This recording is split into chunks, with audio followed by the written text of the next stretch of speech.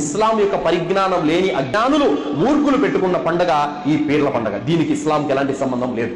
ఈ పీర్ల పండగ సందర్భంగా చందాలు కావాలని వస్తారు, అలాంటి వారికి చందాలు ఇవ్వకూడదు. ఇతర యొక్క సహాయ సహకారాలు కావాలని కోరతారు, అలాంటి వారికి తోడ్పాటు అందించకూడదు. ఏ రవ్వంత వస్తువైనా సరే వారు చేసుకునే అధర్మ కార్యానికి అందించకూడదు.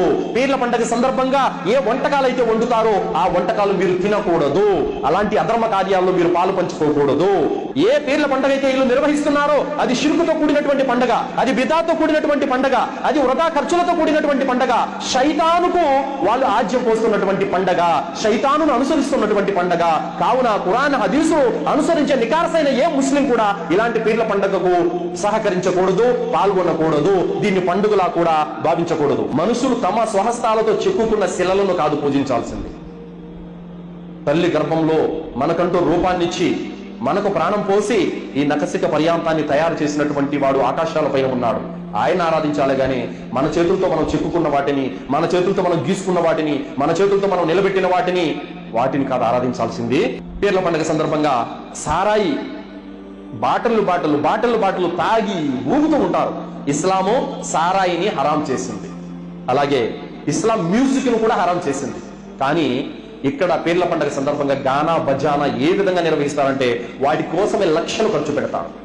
లోకల్లో ఉన్న డీజేలు సరిగా కొట్టట్లేదట, వీళ్ళ వల్ల కావట్లేదంట, సరిగా కొట్టట్లేదు, వీళ్ళకి ఊపు రావడంలా.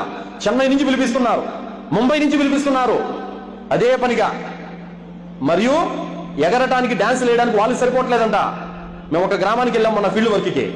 ఏంటయ్యా పీర్ల పండుగ ఈసారి కూడా చేస్తున్నారంటే చేస్తున్నారు. కోయేట్ నుంచి అదే పనిగా డబ్బులు రాబట్టారు 10 లక్షల రూపాయలు. ఈసారి హిజ్రాలను కూడా పిలిపిస్తున్నారంట డాన్స్ వేయడానికి.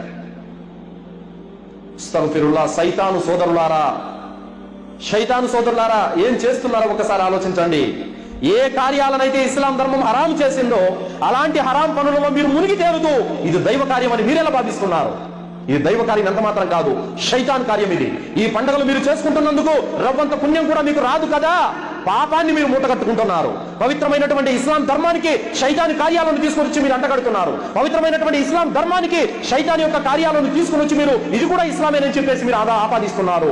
అల్లాహ్ దగ్గర రేపు కఠినంగా మీరు శిక్షించబడతారు. సోదరులారా, పీర్ల పండుగ అనేది ఇస్లాం కాదు. ఖురాన్ నుండి ఎలాంటి యొక్క దలీల్ లేదు, హదీసు నుండి దలీల్ లేదు, సహాబాలు చేయలేదు, తాబయిలు చేయలేదు, తాబయిలు కూడా చేయలేదు. నేటి కూడా ఖురాన్ హదీసు జ్ఞానం కలిగిన ఏ ముస్లిం దాని జోలు కూడా వెళ్ళడు.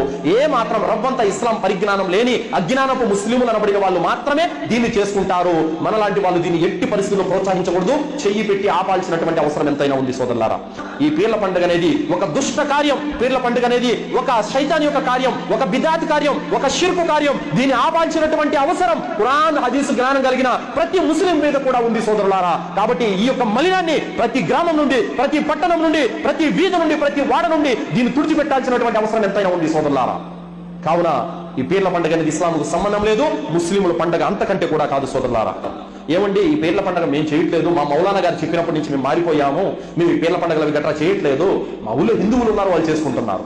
మరి హిందువులు ఎందుకు చేస్తున్నారు ఈ పండుగ? వాళ్ళకేంటి సంబంధం అని అంటే వాళ్ళ పండగలను ఇది పోలి ఉంది కాబట్టి చేస్తున్నారు వాళ్ళు. అంటే వాళ్ళ పండగలకి ఏవైతే అధర్మ కార్యాలు వాళ్ళు చేస్తారో అక్కడ ముక్కా చుక్క, ఇక్కడ కూడా ముక్కా చుక్కే, ఆడ గానా బజానా, ఇక్కడ కూడా గానా బజానే, మొత్తం వాళ్ళ సాంప్రదాయాలే వాళ్ళ ఆచారాలే ఇక్కడ ఉండేది. అందుకు వాళ్ళు కలుస్తున్నారు. అదే మీరు ఏమండి మస్జిద్కు నమాజుకు పోదాం రండి అని పిలిచండి, వస్తారేమో? రారు. ఏమండి రంజాన్ వచ్చింది మాతో పాటు ఒక 10 రోజాలు పాటించండి, వస్తారేమో? ఏమండి అల్లా మీకోసం గ్రంథాన్ని పంపాడు, తెలుగులో ఖురాన్ ఇస్తా చదవండి అని చదువుతారేమో? చదవరు. మరి పీర్ల పండుగలో ఎందుకు పాల్గొంటున్నారు? ఇది వారి పండగలను పోలి ఉంది. ఇమాం హుస్సేన్ చనిపోయిన రోజు మీకు పండగ, ఆయన అంత కిరాతకంగా చంపబడితే అది మీకు పండగ ఎలా అవుతుంది? మీరెలా సంబరాలు చేసుకుంటున్నారు? ఆయన మరణానికి మీరు పండగ చేసుకోవడానికి ఏమన్నా సంబంధం ఉందా? కనీసం తెలుగుండి పనిచేస్తున్నారా? తెలుగు లేక ఈ పని చేస్తున్నారా? ఇస్లాం అంటే ఏంటో తెలియదు, ఖురాన్లో ఏముందో తెలియదు, ప్రవక్త జీవితం అంటే ఏంటో తెలియదు. పోనీ ఇమాం హసన్ హుస్సేన్లు వాళ్ళ గురించి ఏంటంటే వాళ్ళ పేర్లు కూడా పలకని రాక హసన్ హుసన్ అంటా ఉంటారు, పేర్లు కూడా పలకని రావు సరిగా. వాళ్ళ గురించి రవ్వంత పరిజ్ఞానం కూడా లేదు. వాళ్ళ మీద ప్రేమ ఉందంటే మేము నమ్మాలా? అల్లా ధర్మాన్ని పక్కన పెట్టి తాత ముత్తాతల సాంప్రదాయాలు, తాత ముత్తాతల యొక్క ఆచారాలు, తాత ముత్తాతల యొక్క పద్ధతులు అని పలికే ముస్లిములారా, తీర్పు దినము రోజున మీ కర్మల హిసాబు చేసేది అల్లాహ్ నా మీ తాత ముత్తాతల? ఎవరు? రేపు మీరు చేసినటువంటి పాపాల కారణంగా నరకానికి పంపించేది అల్లాహ్ నా మీ తాత ముత్తాతల? మీరు చేసుకున్నటువంటి పుణ్యాల కారణంగా, సత్కర్మల కారణంగా రేపు స్వర్గాన్ని ఇచ్చేది అల్లాహ్ నా మీ తాత ముత్తాతల? ఎవరి చేతిలో ఉంది?